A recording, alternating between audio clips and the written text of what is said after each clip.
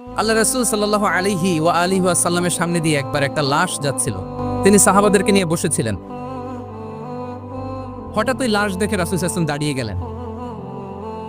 সাহাবারা বললেন, ইয়া রাসূলুল্লাহ, ইন্নাহু ইয়াহুদি, এটা ইহুদির লাশ। কার লাশ? জুইশ, ইহুদির লাশ। আপনি দাঁড়ালেন যে? রাসূল সাল্লাল্লাহু আলাইহি ওয়াসাল্লাম বললেন, আওয়ালাইসাত নাফসান, সে হোক ইহুদি, সে কি মানুষ নয়? এটা কি একটা প্রাণ নয়? এটা কি একটা আত্মা নয়?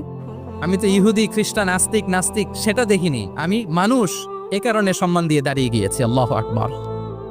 তাহলে ইসলাম হচ্ছে দ্য রিলিজিয়ন অফ হিউম্যানিটি, মানবতার ধর্ম।